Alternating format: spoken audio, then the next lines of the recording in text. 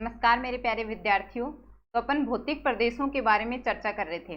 Last class में अपन ने भौतिक प्रदेशों का जो पहला भाग था यानी कि जो पश्चिमी मरुस्थल था उसके बारे में हमने देख लिया था।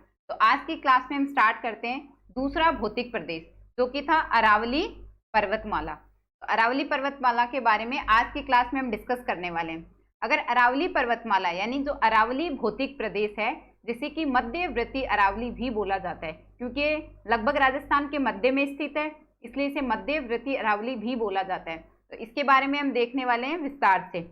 अगर अरावली की बात की जाए तो जो अरावली है वो विश्व की प्राचीनतम पर्वत श्रेणी में से एक है। अगर आपसे पूछा जाए कि विश्व की सबसे प्राचीनतम पर्वत श्रेणी कौन सी है तो वो कौन सी हो जाएगी? अरावली पर्वतमाला। अगर अरावली के विस्तार की बात की जाए तो उत्तर पूर्व से लेके, यानी ये क्या हो गया, उत्तर, ये दक्षिण, ये पूर्व और ये पश्चिम। उत्तर पूर्व से लेके, यहां से लेके, इधर से लेके और कहां तक है, दक्षिण पश्चिम तक, ये रहेगा अरावली का विस्तार। अगर अरावली की दिशा की बात की जाए, आपसे विस्तार भी पूछा जा सकता है और अरावली की दिशा भी पूछी जा सकती है। तो जो ये उत्तर पूर्वी वाली दिशा है इसको तो बोला जाता है ईशान, और दक्षिण पश्चिम वाली जो दिशा है इसको बोला जाता है नैऋत्य। तो आपको दोनों जो दिशाएं हैं वो याद रखना है। आपसे विस्तार भी पूछा जा सकता है कि अरावली का विस्तार कहाँ है। उत्तर पूर्व से लेके दक्षिण पश्चिम तक अरावली का विस्तार है। और अरावली की दिशा की अगर बात की जाए तो आपको ऑप्शन में मिल सकते हैं ईशान व नैऋत्य, तो दोनों ध्यान में रखते हैं। ठीक है स्टूडेंट। अगर अरावली कहाँ से प्रारंभ हो रही है इसके बारे में बात की जाए तो दिल्ली से उत्तर में दिल्ली से प्रारंभ होके गुजरात में पालनपुर तक, यानी कि यहाँ पे जहाँ से अरावली स्टार्ट हो रही है, यहाँ स्टार्ट हो रही है दिल्ली से, तो ये उत्तरी भाग हो गया। यहाँ पे दिल्ली से स्टार्ट हो रही है और कहाँ तक है इसका विस्तार? दक्षिण की तरफ, पश्चिम दक्षिण की तरफ यहाँ पे है गुजरात के पालनपुर तक। कुल कितनी लंबाई में? तो लगभग 692 किलोमीटर की लंबाई में अरावली पर्वतमाला का विस्तार है। अगर इसकी लंबाई हमने देख ली, लंबाई की बात की जाए तो 692 किलोमीटर है। अगर राजस्थान में लंबाई की बात की जाए कि अरावली पर्वतमाला की राजस्थान में लंबाई कितनी है तो वो है 550 किलोमीटर। अगर प्रतिशत में आपसे पूछा जाए तो लगभग 80% जो है कुल लंबाई का 80% राजस्थान में अरावली पर्वतमाला की लंबाई है। अगर औसत ऊंचाई की बात की जाए तो वो है 930 मीटर। अरावली है जो अरावली भौतिक प्रदेश है वो सबसे ज्यादा महत्वपूर्ण भौतिक प्रदेश है। इसके बारे में आपको एक एक फैक्ट पता होना चाहिए। अगर बात की जाए कि जो अरावली पर्वतमाला है यहाँ से बहुत सी जो मुख्य नदियां हैं उनका उद्गम होता है, तो जैसे कि बनास नदी, बैडच नदी, लूणी नदी, खारी नदी का उद्गम भी अरावली से होता है, कोठारी नदी का। इनमें से हमने लूणी नदी तो देख चुके हैं, बाकी हैं जब नदियों वाला चैप्टर पढ़ेंगे तब सबको डिटेल से देख लेंगे। सुकड़ी नदी, साबरमती, माही, ये सब जो नदियां हैं इनका उद्गम होता है अरावली पर्वतमाला से। अब हमने ये भी देख लिया कि अरावली पर्वतमाला से बहुत सी नदियों का उद्गम होता है।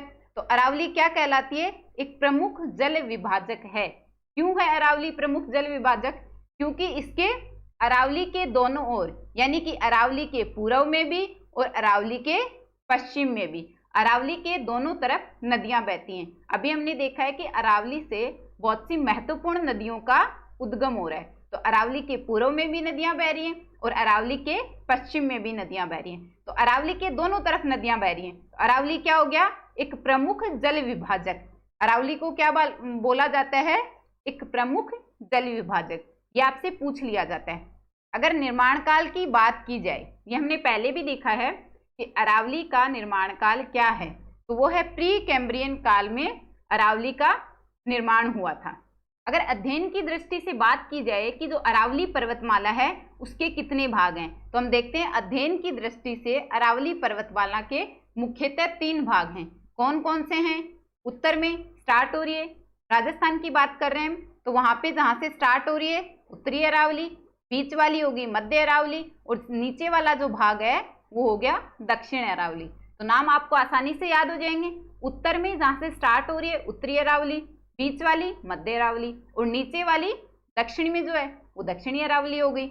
अगर हम मैप में देखें इसको तो ये हो गया लगभग, ये वाला भाग हो गया उत्तरी अरावली का, ये हो गई उत्तरी अरावली। कहां से कहां तक है उत्तरी अरावली का अगर विस्तार देखा जाए तो वो है यहाँ पे झुंझुनू से स्टार्ट होती है और कहां तक है, लगभग यहाँ पे जयपुर तक। तो उत्तरी अरावली का जो विस्तार है वो है झुंझुनू से उत्तर तक। अगर उत्तरी अरावली की सबसे ऊंची चोटी की बात की जाए तो वो है रघुनाथगढ़ चोटी, जो कि सीकर जिले में स्थित है। ये होगी मध्य अरावली। तो मध्य अरावली है वो मुख्यतः अजमेर जिले में स्थित है और उत्तरी अरावली जो है वो मुख्यतः शेखावाटी वाले भाग में हो गई। अगर मध्य अरावली की सबसे ऊंची चोटी की बात की जाए तो वो है अजमेर जिले में स्थित है मोरमजी, इसको मोरमजी बोलते हैं, मोराजी भी आ जाता है और मोरमजी भी बोलते हैं, मोरमजी या फिर टोडगढ़, एक ही चोटी का नाम है ये। सबसे ऊंची चोटी हो गई मोरमजी या फिर टोडगढ़, इसी को बोलते हैं। ये हो गई मध्य अरावली की सबसे ऊंची चोटी। अगर दूसरी सबसे ऊंची चोटी पूछा जाए तो वो भी क्या है, अजमेर जिले की चोटी है, वो है तारागढ़। तो ये आपको ध्यान रखना है। आगे हम इनको विस्तार से देखेंगे। ये हो गया नीचे वाला भाग, हो गया दक्षिणी अरावली। ये कहां से कहां तक हो गया, मध्य अरावली हमने देखा था जयपुर से स्टार्ट हो रही है और कहां तक है, राजसमंद तक इसका विस्तार है। मध्य अरावली का विस्तार हो गया जयपुर से राजसमंद तक। उत्तरी अरावली का विस्तार है झुंझुनू से जयपुर, फिर जयपुर से राजसमंद हो गई मध्य अरावली और राजसमंद से सिरोही तक हो गई दक्षिणी अरावली।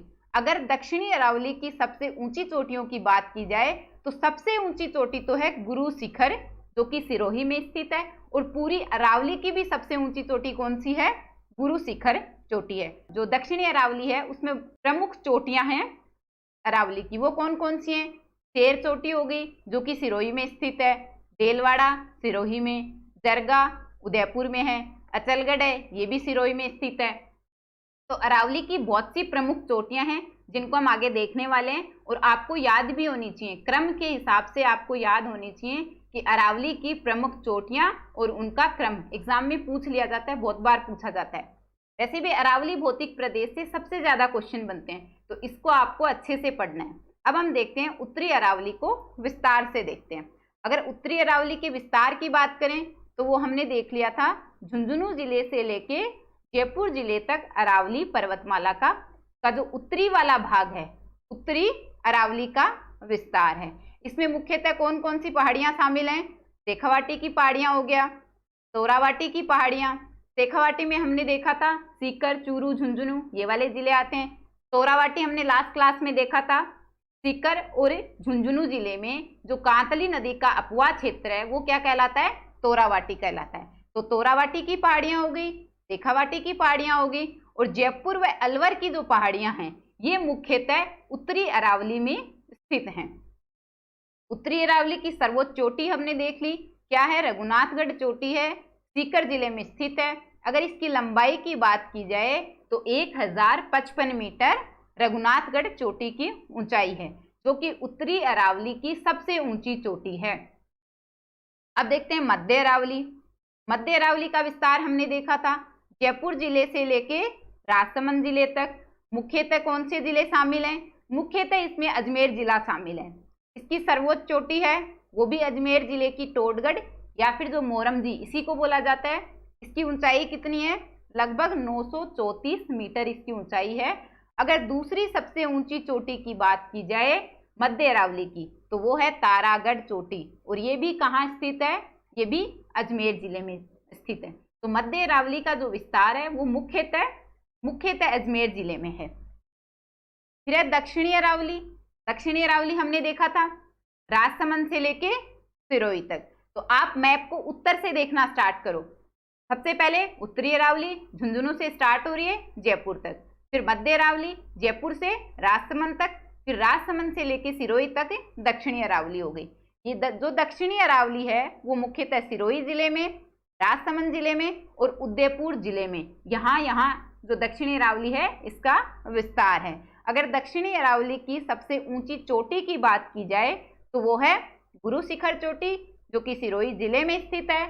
अगर इसकी लंबाई की बात की जाए तो गुरु शिखर चोटी की लंबाई है 1722 मीटर। हमने ये देखा है कि गुरु शिखर चोटी जो है वो अरावली पर्वतमाला की सबसे ऊंची चोटी है। ठीक है स्टूडेंट्स, ये जो दक्षिणी अरावली वाला भाग है इसको पूर्णतया पर्वतीय प्रदेश भी कहा जाता है। क्यों कहा जाता है? क्योंकि इस वाले भाग में बहुत सी पहाड़ियां और शिखर जो हैं वो सबसे ज्यादा इसी भाग में स्थित हैं, इसीलिए इस भाग को पूर्णतया पर्वतीय प्रदेश भी कहा जाता है। यहाँ पे सिरोही जिले के अंदर जो आबू सिरोही श्रेणी है इसमें भी बहुत सारी पहाड़ियां और शिखर पाए जाते हैं, इसीलिए इस भाग को पूर्णतया पर्वतीय प्रदेश कहते हैं। अब यहाँ पे अगर हम देखें तो जो दक्षिणी अरावली है इसके भी दो भाग हैं। दक्षिणी अरावली दो भागों में बटी हुई है, एक है आबू या फिर आबूर्द अरावली। इसका विस्तार कहाँ कहाँ पे है? इसका विस्तार है सिरोही में, सबसे ज्यादा विस्तार इसका सिरोही में और थोड़ा विस्तार इसका पाली में भी है। सर्वोच्च चोटी जहां पे भी सिरोही अगर जिला शामिल हो गया तो सबसे ऊंची चोटी फिर गुरु शिखर ही होगी। ठीक है, तो ये हो गई गुरु शिखर। आबू या आबूर्द अरावली की जो सबसे ऊंची चोटी है वो हो गई गुरु शिखर चोटी। दूसरी है मेवाड़ अरावली। दक्षिणी अरावली का जो दूसरा भाग है वो क्या है? मेवाड़ अरावली। इसका विस्तार कहाँ कहाँ पे है? उदयपुर में और राजसमंद में। ज्यादा विस्तार कहाँ पे है? उदयपुर जिले में, और राजसमंद में भी थोड़ा इसका विस्तार है। सबसे ऊंची चोटी जरगा चोटी है जो कि उदयपुर जिले में स्थित है। अगर लंबाई की बात करें तो 1431 मीटर जो लंबाई है वो जरगा चोटी की लंबाई है। यहाँ पे हमने देख लिया अरावली के तीन भाग देख लिए, उत्तरी अरावली देख लिया, मध्य अरावली देख लिया, दक्षिणी अरावली देख लिया। दक्षिणी अरावली के दो भाग देख लिए हमने, आबू या फिर आबूर्द अरावली, और इसका विस्तार हमने देख लिया कहाँ कहाँ पे है। उसके बाद है मेवाड़ अरावली, इसका विस्तार भी हमने देख लिया कहाँ कहाँ पे। अरावली की अब हम सबसे ऊंची चोटियों के बारे में देखते हैं। स्टूडेंट्स, ये जो अरावली की चोटियों का जो क्रम है ये आपको याद होना चाहिए, तो इसको आपको बार बार रीडिंग लगानी है। तो अरावली की अगर सबसे ऊंची चोटी की बात की जाए, ये जो क्रम हम देख रहे हैं ये हम अवरोही क्रम में देख रहे हैं, यानी कि बढ़ते से घटता हुआ क्रम। सबसे ऊंची चोटी, उसके बाद उससे छोटी चोटी, तो ये क्रम हम यहाँ पे देख रहे हैं। अगर सबसे ऊंची चोटी की बात की जाए तो इसको हम बचपन से पढ़ते आ रहे हैं कि अरावली की सबसे ऊंची चोटी कौन सी है? गुरु शिखर। कौन से जिले में स्थित है? सिरोही जिले में स्थित है। ऊंचाई की अगर बात की जाए तो ऊंचाई भी आपको याद होनी चाहिए, 1722 मीटर ऊंची है। दूसरी सबसे ऊंची चोटी कौन सी अरावली पर्वतमाला की? वो है सेर। और कौन से जिले में है? सिरोही जिले में। कैसे याद रख सकते हो? यहाँ पे क्या है देखो, सेर और सिरोही। सिरोही में भी स्टार्टिंग में क्या आ रहा है? सीर, सर, और यहाँ पे भी सर, मिलता जुलता सा शब्द है, तो आप याद रख सकते हो कि जो सेर चोटी है वो कहाँ पे है? सिरोही जिले में है, और अरावली पर्वतमाला की दूसरी सबसे ऊंची चोटी है। अगर इसकी लंबाई की बात की जाए तो वह है 1597 मीटर। तीसरी सबसे ऊंची चोटी है देलवाड़ा चोटी, जो भी सिरोही जिले में स्थित है। तो आप ये याद रख सकते हो कि अरावली पर्वतमाला की जो सर्वोच्च तीन चोटियां हैं, पहली, दूसरी और तीसरी, तीनों सिरोही जिले में स्थित हैं। तो सिरोही में देख लो, हमने देखी है कि जो तीनों सर्वोच्च चोटियां हैं वो सिरोही जिले में स्थित हैं। देलवाड़ा की ऊंचाई कितनी है? 1442 मीटर। नेक्स्ट है जरगा चोटी, जो कि उदयपुर जिले में स्थित है। इसको हमने देखा था कि जो दक्षिणी अरावली का जो मेवाड़ वाला भाग है इसमें क्या है? सबसे ऊंची चोटी जरगा चोटी है। इसकी लंबाई की बात की जाए तो वो है 1431 मीटर। उसके बाद है अचलगढ़ चोटी, जो कि जरगा चोटी से छोटी है। अचलगढ़ चोटी कहाँ पे है? सिरोही जिले में स्थित है। अचलगढ़ किला भी है, या आप हिस्ट्री में पढ़ोगे कि अचलगढ़ दुर्ग या फिर अचलगढ़ किला भी है, सिरोही में स्थित है। तो अचलगढ़ आप याद रख सकते हो कहाँ पे है? सिरोही में है। 1380 मीटर ऊंची चोटी है। उसके बाद है कुंभलगढ़ चोटी, और कुंभलगढ़ भी दुर्ग है, कहाँ पे? राजसमंद में है। इसकी ऊंचाई है 1224 मीटर। उससे छोटी चोटी है रघुनाथगढ़ चोटी, जो कि सीकर जिले में स्थित है, तथा ये मध्य अरावली की सबसे ऊंची चोटी भी है। इसकी ऊंचाई कितनी है? 1055 मीटर जो रघुनाथगढ़ चोटी है उसकी ऊंचाई है। अगली चोटी है ऋषिकेश। कहाँ पे स्थित है? सिरोही जिले में है। इसकी ऊंचाई की बात की जाए तो 1017 मीटर। कैसे याद रख सकते हो? देखो, राजस्थान के अंदर अगर ऋषिकेश की तुलना की जाए तो हम किससे कर सकते हैं? माउंट आबू से कर सकते हैं। और माउंट आबू कहाँ स्थित है? सिरोही में स्थित है। तो हमारे यहाँ पे जो ऋषिकेश चोटी होगी वो कहाँ है? सिरोही में। ठीक है स्टूडेंट, इसकी ऊंचाई कितनी है? 1017 मीटर। उसके बाद आती है कमलनाथ चोटी। कहाँ पे है? उदयपुर जिले में है। 1001 मीटर ऊंची चोटी है। उसके बाद है सज्जनगढ़ चोटी, ये भी उदयपुर जिले में है। इसकी ऊंचाई भी 938 मीटर है। इन दोनों को आप याद रख सकते हो कि कमल नाम का और सज्जन नाम के दो व्यक्ति हैं जो कि उदयपुर घूमने गए हुए हैं। तो कमल नाम का और सज्जन नाम के व्यक्ति हैं जो दोनों उदयपुर घूमने गए हुए हैं। तो कमलनाथ और सज्जनगढ़ दोनों चोटियां कहाँ पे हैं? उदयपुर जिले में। कमलनाथ ऊंची चोटी है और सज्जनगढ़ उससे छोटी चोटी है। मोरमजी या फिर टोटगढ़ हमने देख लिया अभी। कहाँ पे है? अजमेर जिले में है। ऊंचाई कितनी है? 934 मीटर। फिर मैंने आपको पहले बता दिया था कि जो रघुनाथगढ़ है मध्य अरावली की, नहीं, रघुनाथगढ़ है वो उत्तरी अरावली की सबसे ऊंची चोटी है। मध्य अरावली की हमने देखा था मोरमजी या फिर जो टोटगढ़ चोटी है वो सबसे ऊंची चोटी है। ठीक है स्टूडेंट्स, उसके बाद आती है खो चोटी। कहाँ पे है खो? ये है जयपुर में। इसकी ऊंचाई कितनी है? 920 मीटर ऊंची चोटी है। उसके बाद आती है सायरा चोटी। याद रख सकते हो आप सायरा बानो से। इसकी ऊंचाई कहाँ पे स्थित है? सायरा चोटी ये स्थित है उदयपुर जिले में। इसकी ऊंचाई है 900 मीटर। उसके बाद आती है तारागढ़ चोटी, ये हमने देखी थी पहले भी, जो कि मध्य अरावली की दूसरी सबसे ऊंची चोटी है। तारागढ़ चोटी क्या थी? मध्य अरावली की दूसरी सबसे ऊंची चोटी। कहाँ पे स्थित है? अजमेर जिले में है। 873 मीटर इसकी ऊंचाई है। के बाद आती है बी लाली चोटी। कौन से जिले में है? अलवर जिले में। देखो, अभी तक हमने अलवर जिले की ये केवल एक चोटी पढ़ी है। इसकी ऊंचाई कितनी है? 775 मीटर। इसको कैसे याद रख सकते हैं? आपने देखा होगा कि अलवर जिले में ज्यादातर लड़कियों को क्या बोला जाता है? लाली लाली करके। तो बी लाली यानी बी लाली ये चोटी कहाँ पे हो जाएगी? अलवर जिले में। आपको याद रहेगी। अब एक है रोजा भाकर चोटी, ये कहाँ पे है? जालोर जिले में। कैसे याद रखोगे? रोजा कहाँ पे खत्म हो रहा है? जा पे खत्म हो रहा है। और जा से क्या स्टार्ट हो गया? जालोर स्टार्ट हो गया। तो रोजा भाकर जालोर जिले में स्थित है। अगर ऊंचाई की बात की जाए तो वो है 730 मीटर। ये हमने अरावली पर्वतमाला की जो प्रमुख चोटियां हैं उनका क्रम देखा है, बढ़ते से घटते हुए क्रम में, यानी सबसे ऊंची चोटी, उसके बाद उससे छोटी चोटियां। तो आपको इनका क्रम याद होना चाहिए। ऊंचाई के हिसाब से भी उनकी ऊंचाई भी याद होनी चाहिए और इनके नाम भी याद होने चाहिए। तो स्टूडेंट्स, इनको याद रखने की जो ट्रिक है वो आप लोगों को कमेंट बॉक्स में लिखनी है। तो ये हमने आज की क्लास में अरावली पर्वतमाला के बारे में देख लिया।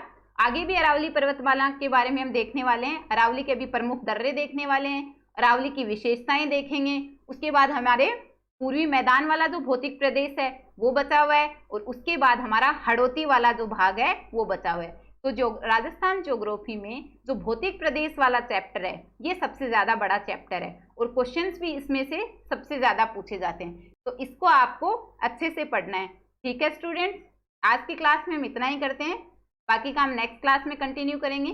Thank you students.